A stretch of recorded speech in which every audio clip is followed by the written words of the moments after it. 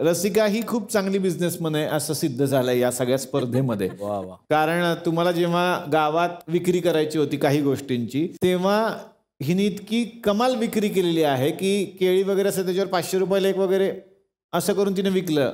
एक केळ. बापरे. आणि लोकांनी विकत घेतलं. हो, कारण मी त्याच्यात ड्रॉइंग वगैरे केलं.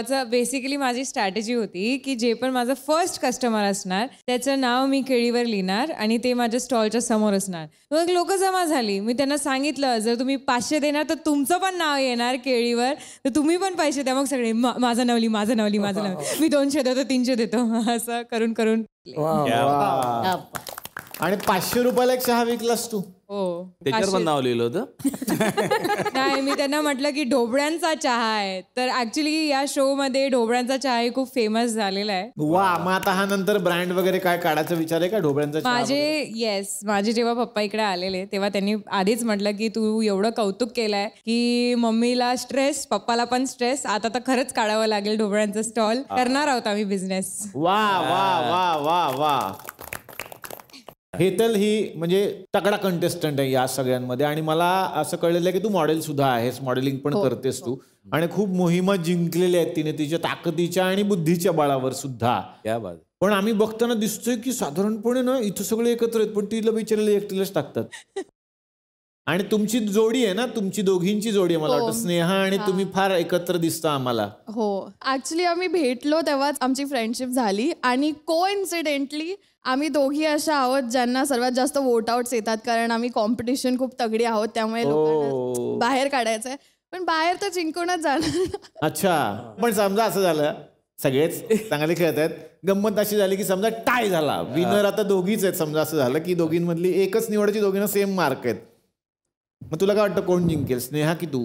आम्ही दोघी आमचा 100% देऊ आणि जो जिंकेल तो फेअर असेल. हा ना. हा, आता आम्ही डिवाइड पण करून घेऊ पैसे. चालेल? डिवाइड पण पैसे करून घेणार तुम्ही? अच्छा. स्नेहाचं म्हणणं की आम्ही अर्धे अर्धे करायला तयार आहोत. हिनं जसं ठरवलंय गावातल्याच मुलाशी लग्न वगैरे, तसं तुमचंही काही स्वप्न आता तयार झालंय का?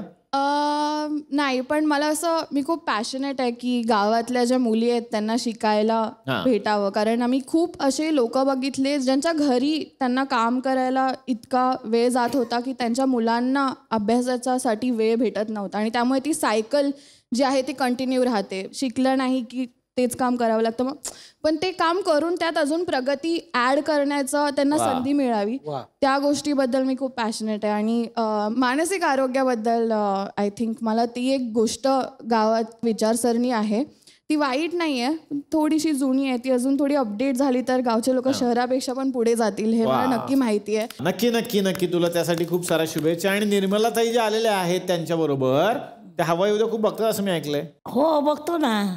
तुम्ही म्हणता हसताय ना, हसायलाच पाहिजे. मुंबईत आला कसं वाटलं? मुंबईत आलं मस्त वाटलं. मग आता इकडे राहायचा विचार काही दिवस, काही वर्षे वगैरे? नाही ना.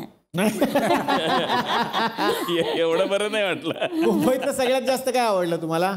मेट्रो, हे आम्ही फिरलो ना मेट्रोत सकाळी. अरे वा. आणि लता मंगेशकरचा बंगला बघितला आपला लांबून. अरे वा. आणि गावातल्या या अशा महिला आहेत ज्यांनी स्वतःच्या बळावरती आपलं घर उभं केलेलं आहे आणि खूप मेहनत घेतात त्या, असं मला लक्षात आलेलं आहे. आणि स्वतःच्या पैशांनी स्वतःचं घर त्यांनी बांधलंय. मला वाटतं यासाठी एकदा जोरदार टाळ्या झाल्या पाहिजेत तुमच्यासाठी.